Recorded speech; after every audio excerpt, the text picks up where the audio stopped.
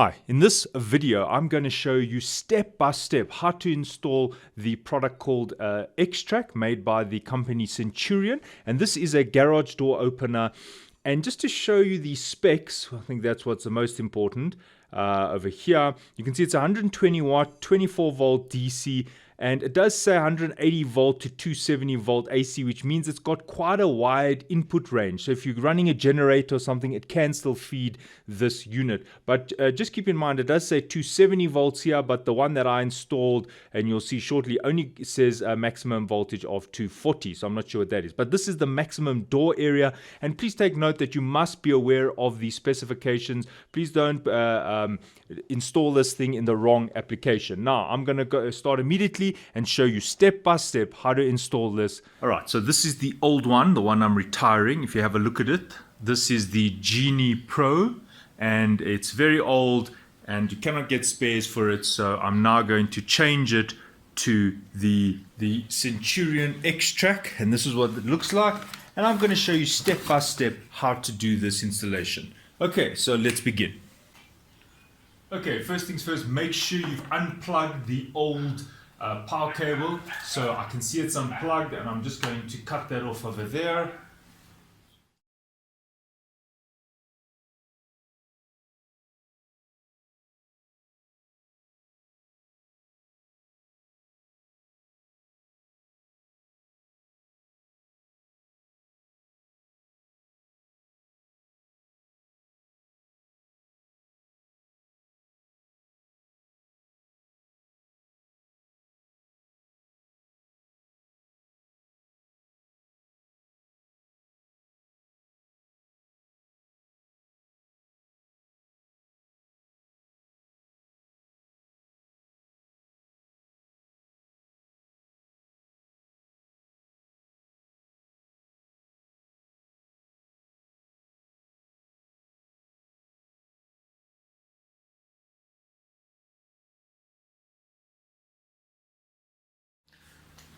Okay, so my advice is to build this thing on the floor first of all. This is the latest model. This is a 2018 model, and I've opened the box, and there you can see the rail on the in the brown cardboard box. And I'm just going to open everything so you can have a look. This we'll deal with later. This is the remotes, and there's the remote. So we don't need that now. It's a sectional rail.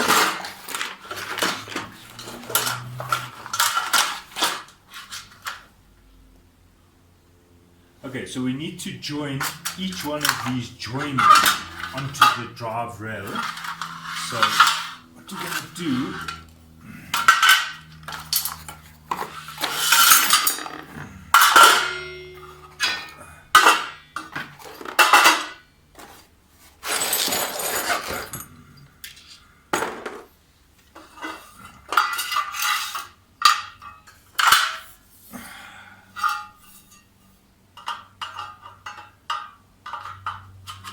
we're going to slide that in there, and you can see there's a stopping point there. Okay, that's in there.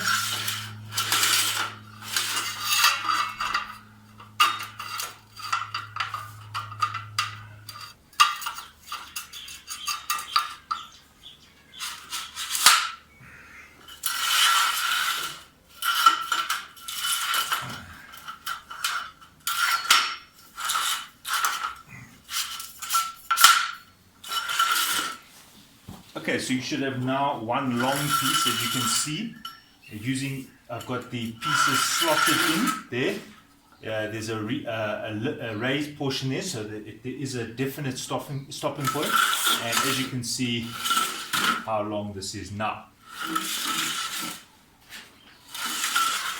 Okay, so what you're going to do now is, this is the driver unit, and you've got to disengage it so that this thing can move freely. To disengage it, you literally see it's got a locking action. You just pull on the red knob here, and then you can see that this gear here is now loose, which allows you to thread this chain through. Now you can see the chain comes folded up. There you can see it. And what you're going to do is you're just going to straighten it out so that it can run, there you go, in the course of the whole rail. You see, so I've just straightened it out. And now we want to get this driver unit on here, so we're going to have to just thread it through. And here they've given us some of this wire here. And just while I'm here, I'm just going to show you the principle of operation. On either side are these almost the stopper ends. One says open and the one says close. So obviously the one on the right hand side, or the one on the back of the rail, is for open, because the driver unit is going to be driving towards this side. So what's going to happen is this thing is going to be seated in there, and what it translates to do is, as you can see, it hits this or depresses this limit switch, obviously telling the controller that the motor must stop. Okay, and then on the other side, this will be the closed side, and you can see that it does the same thing. So you're going to be installing these shortly, but and you can see you can tighten them, and I'm going to just show you what to do. But firstly, let's get this on the rail. Okay, now you must make sure that the chain is facing this way, and that goes towards the back there, as you can see, because when I insert this here, the chain has to engage with the gear. Now obviously as I rotate this, you can see that the chain is going to be going, I'll just show you, kind of like that. I could even just do it here like that. See like that? There we go. So that's what you want. So I'm just going to put that in like that, and now I'm going to insert this.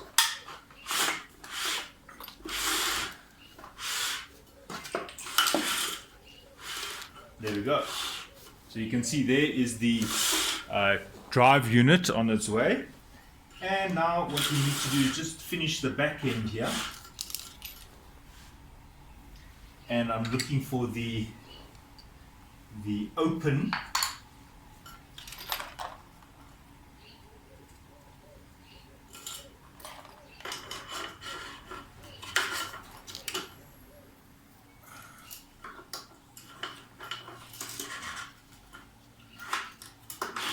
There we go.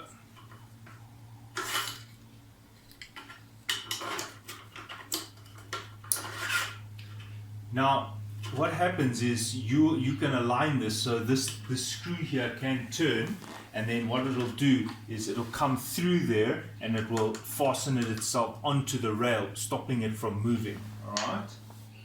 But I'm not going to set this yet because I have to install it first. Now we've got to fit this drive rail hanger. Now what you'll see is that this has got a square head here, and if you look here, it's also got a square shape here for this threaded nut bolt to go through. You can see I've put it there, so make sure that it is seated properly. You'll have to just turn it, and now this is what you're going to use to hold up this side of the rail. Now this has to be fitted onto here. It does need a little tap to just get on. There we go. And remember, don't force anything. As you can see, I just lightly tapped it. If it didn't want to go, then it means there's a problem. It means you didn't seat these nut and bolts correctly. So it fits in nicely. It's got still a bit of play here. I'm sure also to allow it a bit of movement there if it needs. And I've slotted that on. Now we come to the controller.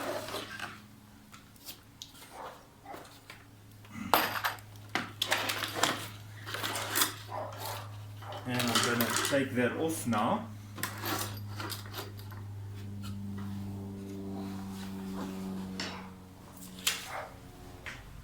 Okay, so I'm looking for the lock pin now. Here's the lock pin.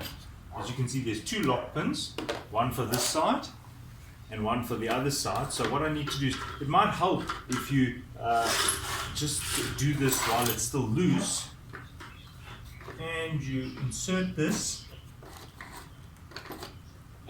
like that. And how the lock pin works is it fits in nicely in there, but the minute it pulls forward, it's locked. You see there, now it's locked. There, you can pull it out and take, you can move it back and take it out. The minute you pull it forward, it's locked. So that's how the lock pin is working. Maybe I can show you a bit closer. Right, so this is how the lock pin works. As you put it in there, you can take it out, but the minute it moves forward, if you see the minute it goes forward, it's locked in place.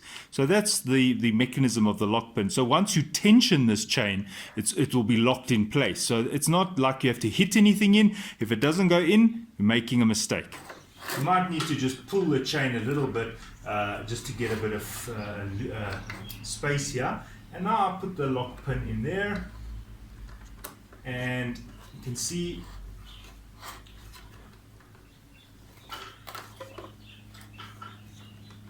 is now locked. There we go. Now this guy goes onto here. Just pull the chain a bit. Okay, this does need to be pressed in. You need to apply a bit of force here. Again, you can see the length there, and there is a spring-loaded mechanism here. So it can't go in more than there, so you can just have a look and see that it's in enough. But again, don't force things. You can just give it a bit of a tap just to make sure it's in. There we go, that's in. You can just allow the chain to move. Okay, that's it, finished. That side is done. Now I'm going to do the other side. Okay, first step is to put this limiter here, thread the chain through. Remember, do not allow this chain to turn. It's got to be horizontal, it's got to be in the vertical position the whole way. So don't let this thing turn while it's in this rail. If I check it, I can see that it is vertical the whole way, and now I just thread that through like that. And now I want to put the tensioner on. Now this is the tensioner. It's got a tensioning nut here. Now you're going to need to release this tensioner screw here, and this happens to be a size, I think that's a size 13. Yeah, so what happens is this is going here, but as you can see, this is a little bit too short. So I'm just going to release the screw here so that it can lengthen. I don't know if you saw that, but I'll just do it again. You see the screw, how it lengthened, but now obviously it's going to be a little bit spring loaded here, so there's going to be a little bit of tension required. So what I'm going to do is I'm going to just fasten this onto there. There we go. In the same way we did the other side. Again, no force. You just go to seat it correctly. There we go. And now I'm just going to pull on this. There we go. It was in fact long enough. It just needed to be pulled on that side. So I'm just going to now tighten this to get it to engage into this. There we go. Okay, to tension this, there is a little arrow there. So what you do is you tighten the screw until it aligns with that arrow. So the correct amount is that so that the bolt head aligns with the arrow. That means the underside of the bolt head. That's the underside of the bolt head. It's almost like this line must align with that. And if you're not seeing it, let me bring it closer.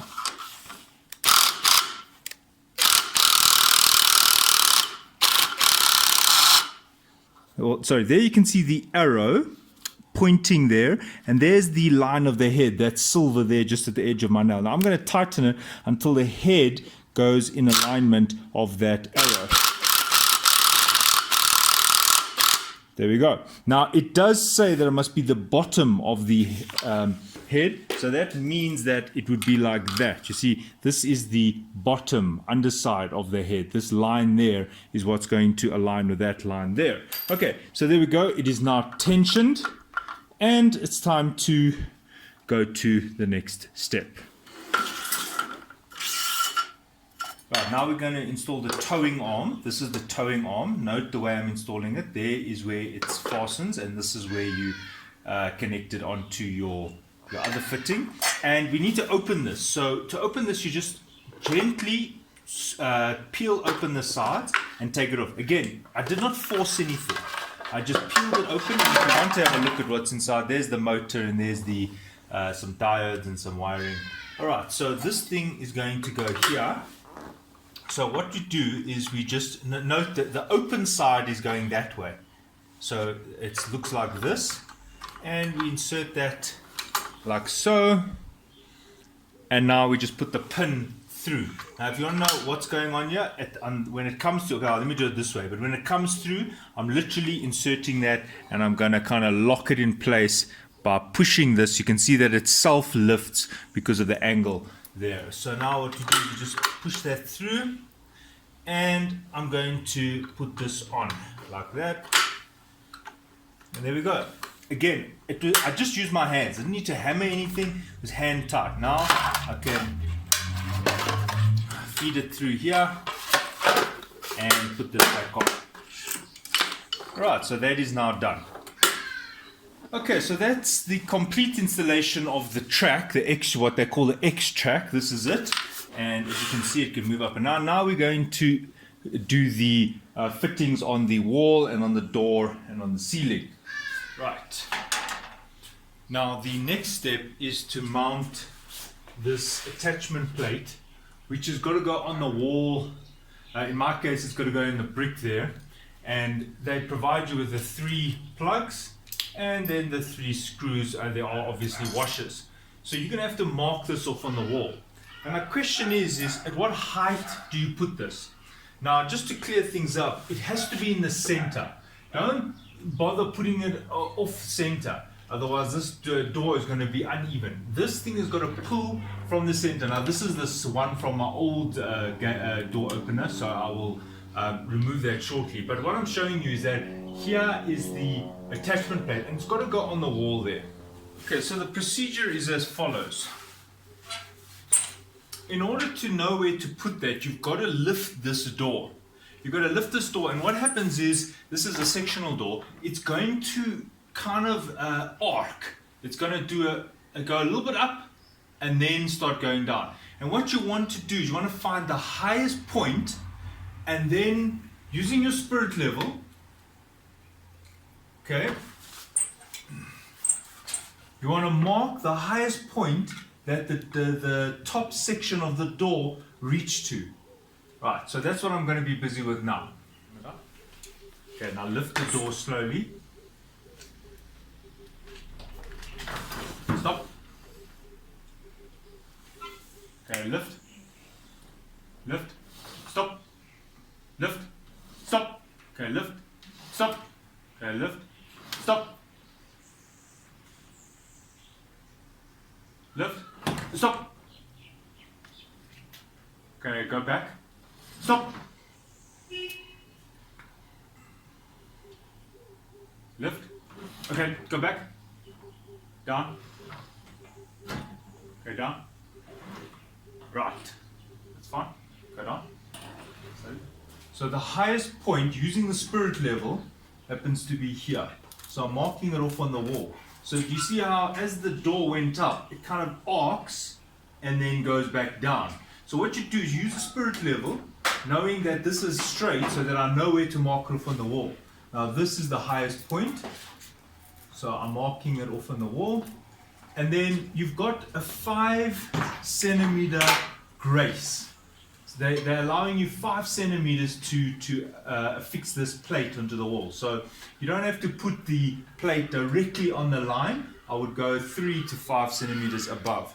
So in my case, the plate is going here, and I'll have to just chop away some of this plaster.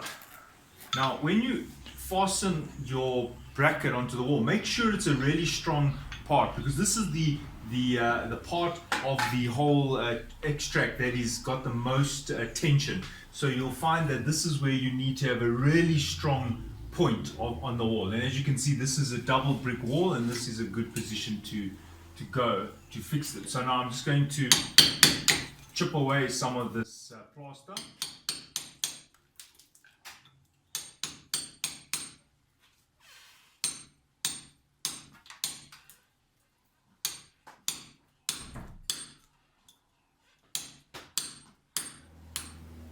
Perfect.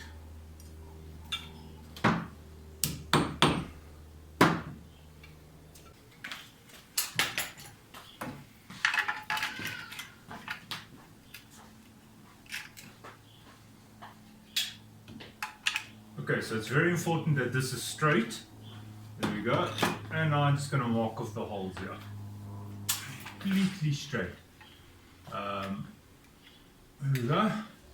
And it might be worthwhile to start with a pilot hole if you can't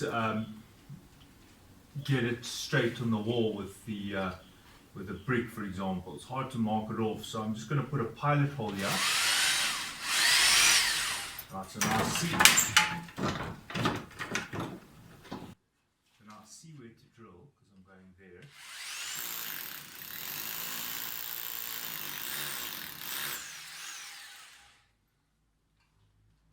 Now I can drill.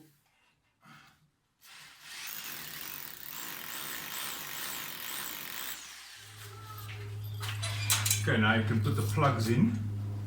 And I used a size 10 bit, not an 11. It was a size 10. That was big enough. Now I already have a hole here on the top, so this is from the previous installation, so I'm just going to use that one because it happens to be pretty much in the same place. And I'm just going to screw those in. Okay, so these are a size 10. And just screw them in there. Okay, my advice is not to make it tight yet. First, check that it is level, because when you drill it in, it does change a bit, and as you can see, that's exactly what has happened here. Because the brick is slightly uneven, you can see that this one and this one are now a little bit off center.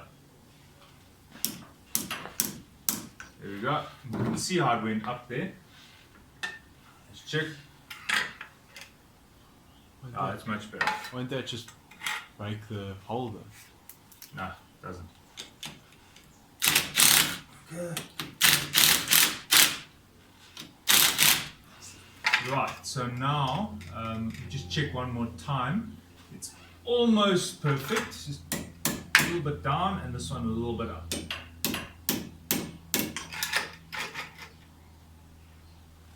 And that's perfect. So now that is dead center in the middle and exactly horizontal. So remember that this thing must be in the middle of the door. So now what we do is we attach the the XTrac to here. I'll show you how to do that. Right, so there's a closer look. It may look skew, but it is exactly straight using the spirit level. Okay, so what we're going to do now is we're going to use this pin and this fastener here, and it's going to thread right through the tensioner end of the XTrac. You're going to see me do it and fastening it onto that bracket that's on the wall there. Right, so on the tensioner side here, there's a hole, as you can see, that this pin can go straight through. Well, you first got to put this on the wall and thread it through from the one side, and it's got to come through on the other side. Can you go to your right, please? There you go, more. Right, there we go. That's it. And now we just put the pin tension, the holder in there and push. And that's it. It's fastened. You can see, that's it. Very easy. Okay, so a side view might be quite helpful. So I just wanted to show you this from the instruction manual. And if you have a look here, you'll see this is the sectional door.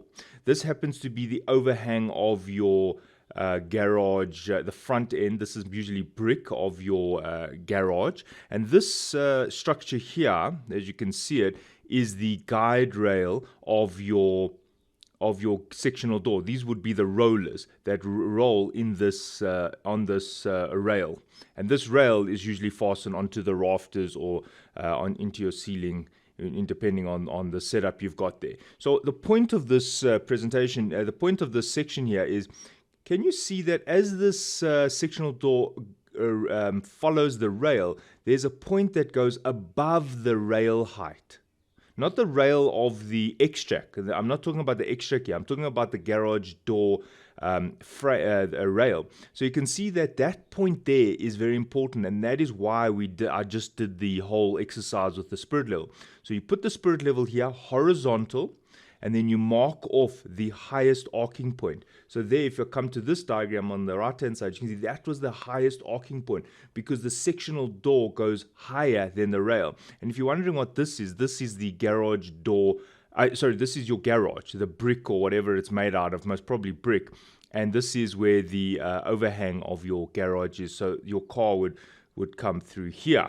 So this must be a very strong point, like double brick or whatever, but it must be very strong. If you're finding that you're drilling this header very low, well, then you've got a little problem with your setup. Just make sure that this header bracket is installed on a very strong part of the wall, for the reason that the XTrac is going to push most of the force of the XTrac is going to be felt here on these bricks that are sitting here. So it's got to be really strong. Okay, into a lintel, that's also quite helpful, but just be careful when you're drilling into the lintel.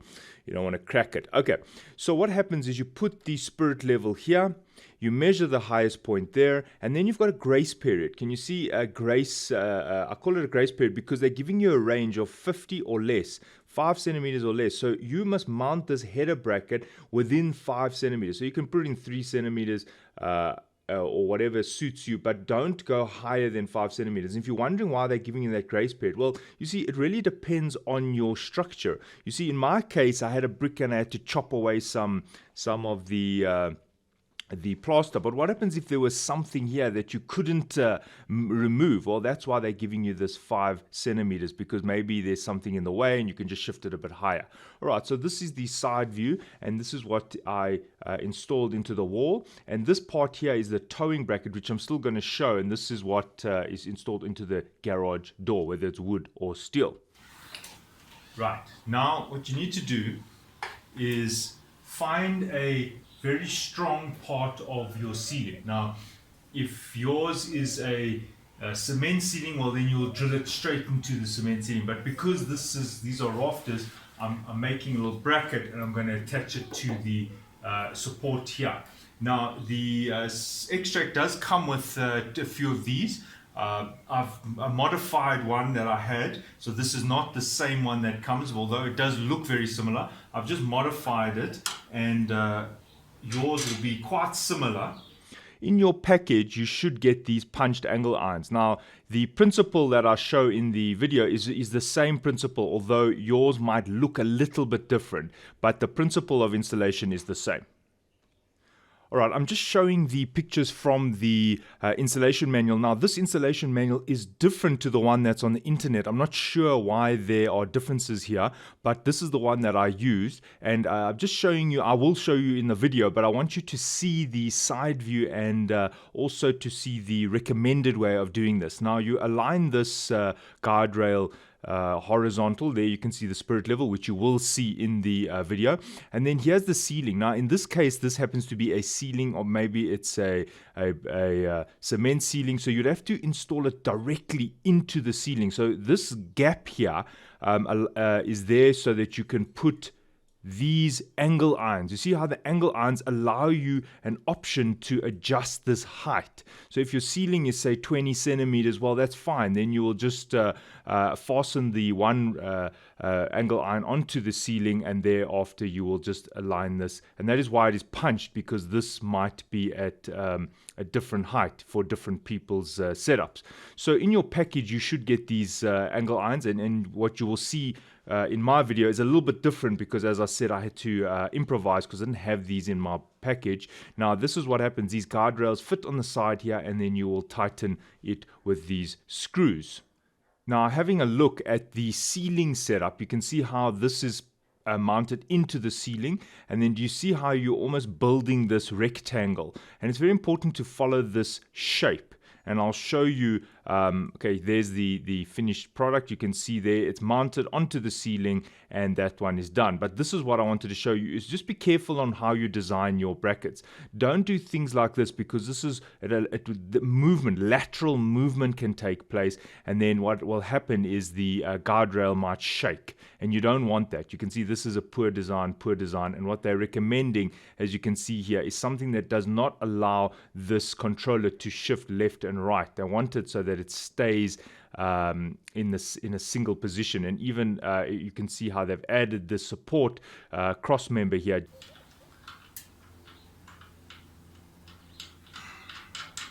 So you're just going to screw that on there.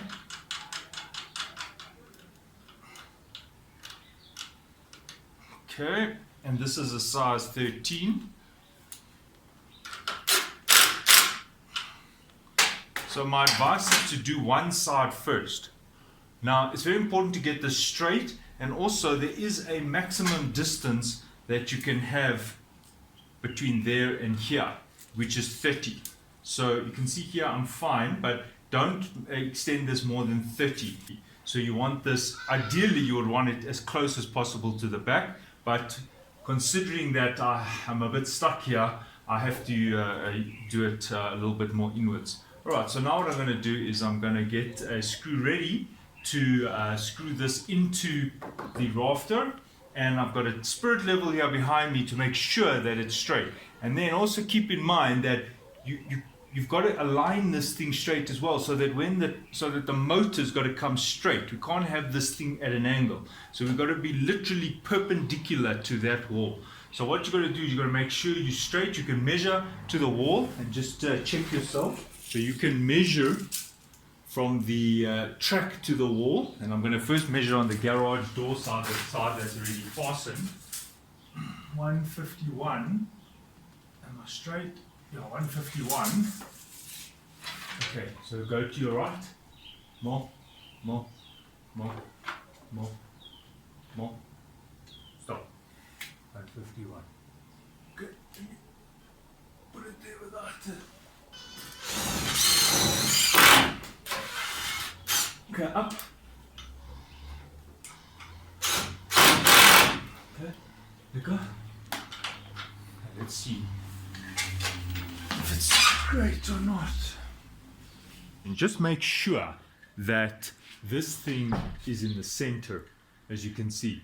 Now, you might find that you measured it and from the wall, and it should have been in the center, but you find it was a bit offset. That can happen because not all garages are built exactly straight. So a good idea is before you finalize your mountings, it's not a bad idea to just roll up the door and just check the alignment. Even though you measured from the side of the wall and it was fine, just roll up the door, because you might find that these were not entirely straight, meaning they were a little bit shifted to the one side. So even though I thought I was installing the rail correctly, the entire garage door was a little bit off center, and I didn't feel like redoing all the alignment here. So all I did is I just shifted the controller a little bit.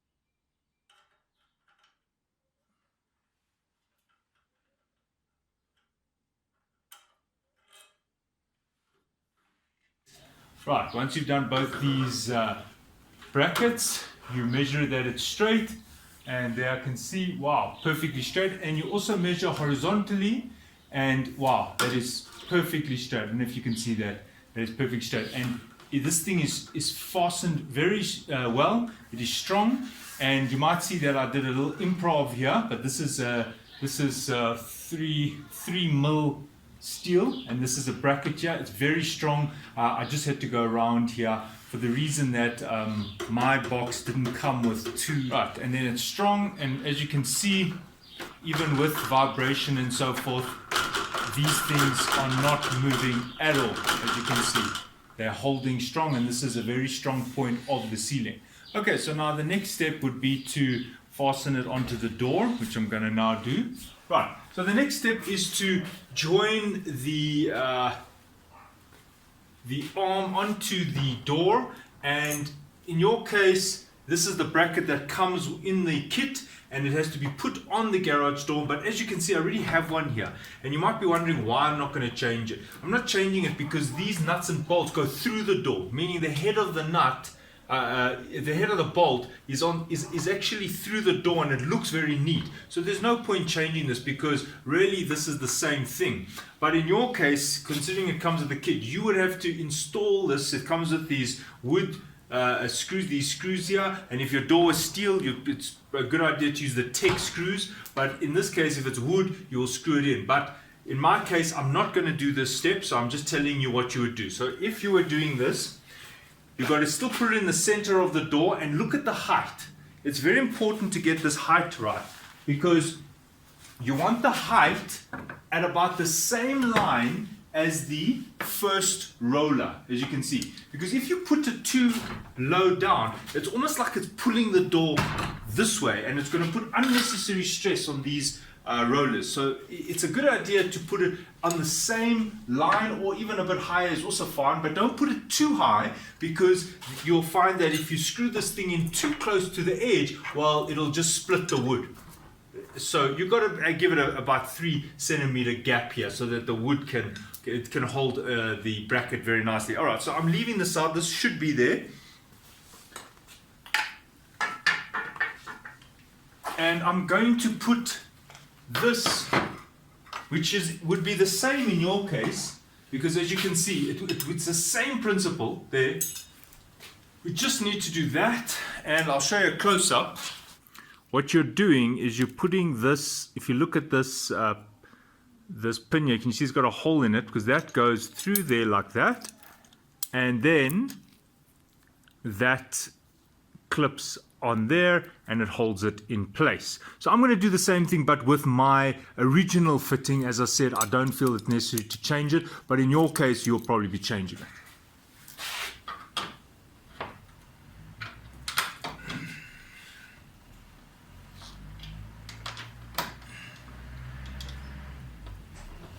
Okay, now it's time to join this to this arm here, and you want this about 80 degrees. Push this quite close to the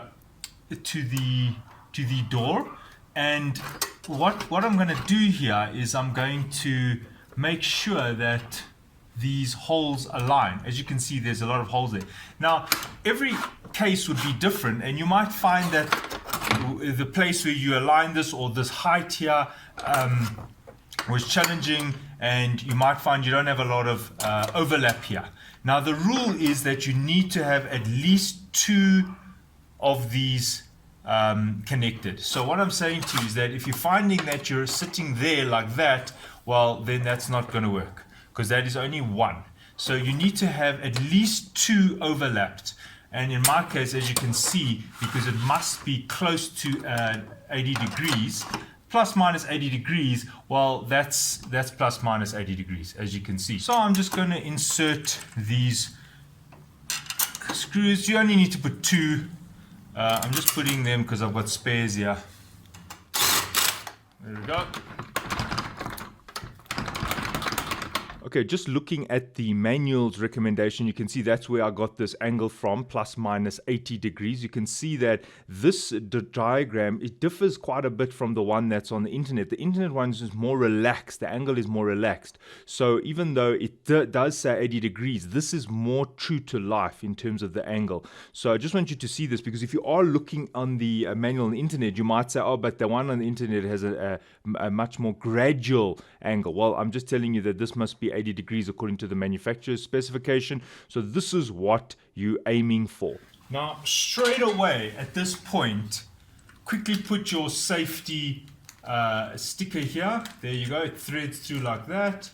And there we go. There's the safety tab. And then also you need to have one that goes over here. and maybe just wipe it down, and also maybe put it a bit lower. A bit lower is also fine for the fact that not everybody is over 2 meters. Okay, so here's the warning label just for your reference. This is important because it tells the user how to test the door. For example, if you look here, it says here test door opener monthly, and it says use a 40mm thick object placed on the floor, and you let the door close onto that object. Maybe a brick is also fine, and then the door should reverse. And if it doesn't reverse, well, then you know the door is faulty. Well, not the door is faulty, but the controller is faulty. So this is good for the user, and you actually should show them this once you install this so that they can test, because you don't want to be liable for loss of life or damage. And you see a child, maybe they, you know how people are, the door's closing and they make a run for it, and then what happens if they get caught, or somebody's bike gets stuck? Then will the door just crush it, or will it reverse? Okay, so have a look at that, and let's move on. Okay, the next step is to align these limit switches. Now you've got to listen carefully. This is the limit switch. You've got to listen for it. Can you hear that clicking? That is the limit switch. You see, this needle here is engaging that limit switch, as I showed you earlier in the video. So what you do is you move this thing until you hear the click. As you hear the click, back it off by 5 mils. So there, I heard the click, and now I'm going to back it off by 5 mils. There we go. There we go. And then you just tighten it.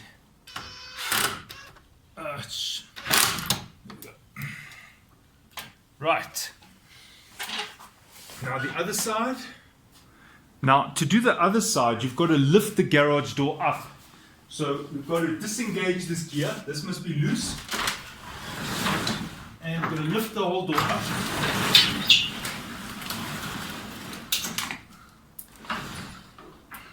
Now I'm setting this in a way that it doesn't fall down by itself. So I'm setting it fairly high so that it doesn't have a need to fall down just in case it got loose. Right, now in the same way as you did the other one, what you'll do is you'll push this until you hear the click, and then back it off 5 millimeters.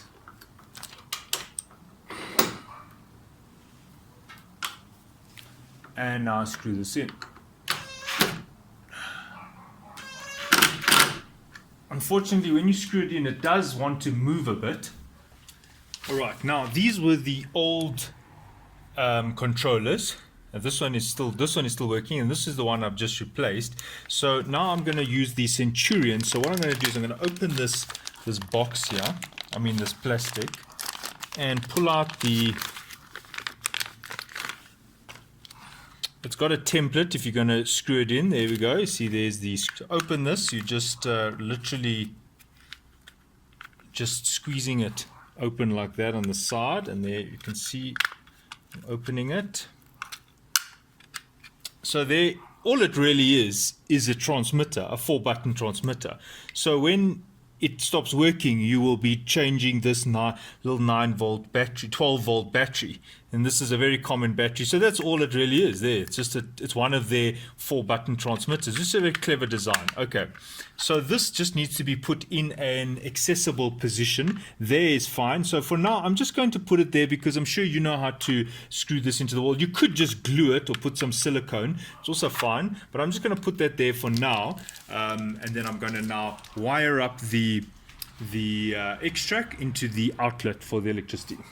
Right, now the next step is to plug this into your power point, your power outlet. Now this is the South African plug top, and I know this is sold in many countries, so yours will look a bit different, but in South Africa we use this size. So all you need to do is plug this in. It's got a switching power supply, so it's got quite a range of input voltage. You can have 180 to 240, and there is a fuse here. The fuse you just depress and rotate anti-clockwise, and it's 3.5 amps, this little fuse. And then I've just wired this here using saddles. I recommend you use saddles, and then you just need to plug it in. There is a green LED here, so once it's plugged in, it will tell you that it's on. Okay, so you will press the button. As you can see, the light comes on. There it goes. Okay, now what you can see there is the person who did this before used like almost a screw, like a nail, and bent it round here, and that is catching here. And this is not the way to do it. So once you've installed your XTrac, it's very important to go around and check the alignment of the door, and things like this. You're going to also check the condition of your cables, and make sure that the door, when it goes up, that the cable does not climb over the... Can you see how it's getting a bit too loose here? You see there? So you've got to be careful of how high the XTrac goes. As you can see, that is too high, and I must adjust the limit switch so it can go a little bit less, because this cable is now getting too loose. So you've got to be careful, because this could climb over the side of that wheel there. In terms of this setup, this has to be resolved. I can't have this like this. This is a very poor solution here. All right, so there you see how it should be running in the center. You can see that line.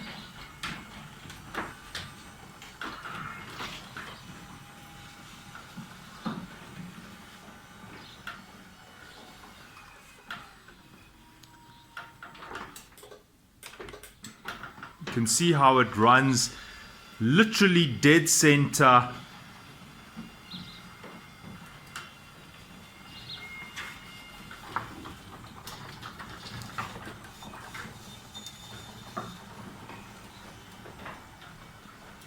And you can see the resting position of that arm is almost it's almost exactly 80 degrees. You can see that it mustn't be 90, but as they say in the manual, it should be quite close to parallel to the garage wall or the garage door. Right, once you've installed this, you have to do a little calibration procedure. Now I've taken the light out because when the light's on, it interferes with the video. So I've just removed the light, and what you're going to do is you're going to get it into the mode to calibrate it. So you press and hold the learn button, and when I press and hold it, this LED will flash very quickly. Thereafter, it is now ready to be configured. You press the run button, the garage door will open. Then you'll see this LED here also blinking quickly. Then you press the run button again, and the garage door will close. Then you press the run button again, and the garage door will open. Press the run button again, garage door will close. Press the run button again, garage door will open. This LED will then blink slowly, telling you that it has accepted the calibration procedure, and then you just leave it. It will go out of the mode by itself after 10 seconds. So that is how you do the calibration, which I'll now demonstrate. I'm going to press and hold the learn button. There you can see it, the LED flash quickly. It's in the calibration mode, and now I press the run button once. And each one of these cycles is doing a certain calibration. Calibrating the speed, calibrating the limit sensor distances on the open and the close cycle, and so forth. Right, when the motor gets to the top, this LED will flash. Here we go. And now I press the run button again. So this is now the second cycle.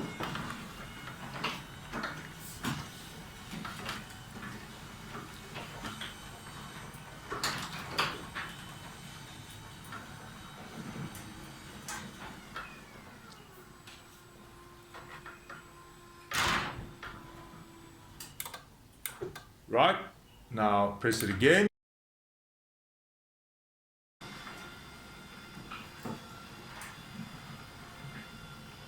And these are complete cycles. The door has to go all the way open and all the way closed. It's very important to do this to do the calibration of the unit.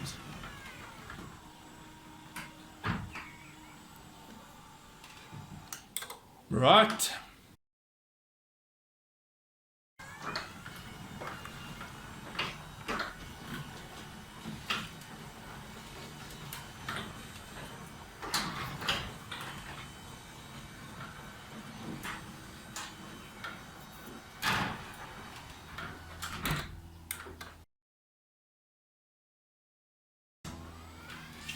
Notice I press the run button every time to activate the cycle. I don't use the remote. You do this calibration only by pressing the run button after each cycle.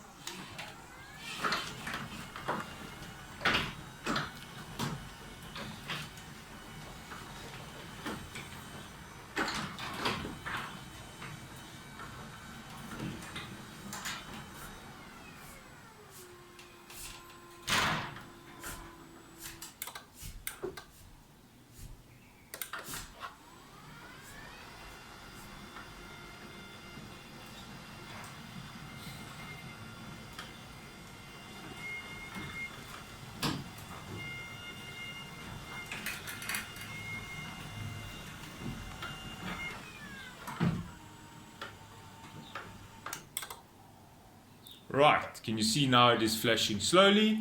It's activated, it's accepted the calibration, then just leave it. It does say you can press the learn button once, but my experience, and having called the call center, they said leave it. After 10 seconds, it will go out of the learn mode and it's done. Right, the next step would be to calibrate the force obstruction adjustment, and there is a green knob here which is supposed to be a calibration knob, and there is a procedure to follow. I tried it several times and I couldn't get it to work. I contacted the call center and they said this function for the green knob here does not work. If you want to make this thing safe, you have to connect beams to it rather than relying on the force adjustment. So I will do a video showing how to connect the beams and setting that up. So now you are pretty much ready. You can put the globe back in and you can tighten the screw. And if you would like to connect a hardwired remote to a hardwired press button remote to the unit, then I'll show you how to do that now, because I am going to have that on my setup. So I'm just going to, you don't have to take this out, you can leave that in, because this comes off even with that in. Right, and what you're doing is you're putting the common onto the slot 3 here, and you tighten it, so that is common, and then the other one from your press button remote goes to pin 1, and then I tighten that. So what this will mean is that when I touch these two together, it triggers the unit to either open or close. So this is a hardwired option, and this allows you to control the door opener by just using a physical press button, like it's a switch. So in the old days we used to call it a trigger. So all that's going to happen is this and this are going to be touched together and the unit will operate. So here I have a hardwired setup, and obviously you can have both. You can have the hardwired and the remotes, but in my case I've got a hardwired button already installed in the garage, so I will just use both.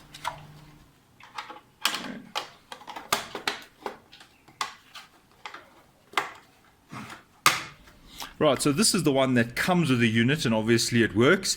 And then this is the hardwired. As I said, this is just a hardwired press button, and if I press it, you can see that the motor activates.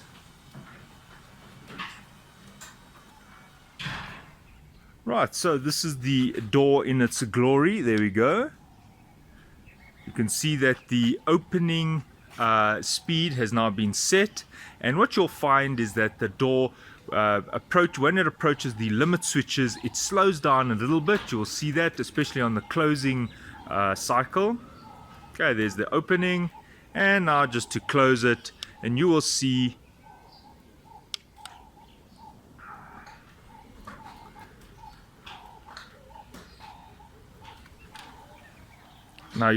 that as it gets to the end point, the bottom, it will slow down a bit. That's telling me that the calibration took place correctly. Can you see how it's slowing down there? There we go. Okay, a last thing I just want to show you is once it closes, I'm going to close it. You're going to see that once it closes, it reverses a tiny bit. There, did you see that little reverse? What that is important. What it does is it makes this easier to pull because the gear is not engaged. Well, it is still engaged, but it's not under a lot of pressure. That's why it's reversed a bit off. So when I pull this, you can see how it's easy to pull. You know, in the old days, we had those ones you had to pull very hard. Well, this one is quite easy because it's on, off, done. So that's just a nice feature there of this unit. Alright, if for some reason you want to default this, you will open the box like that. You will then remove all the power from the main board, these little clips here.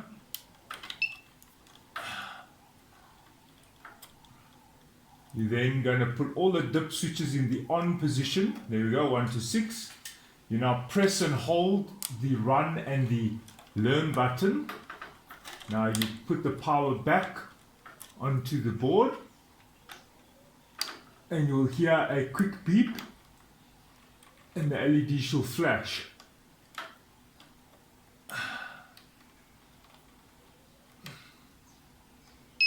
There we go. That means it has accepted it. Now you can release the buttons, remove the power again, put the dip switches back and reapply the power. Right, so that is how you default it.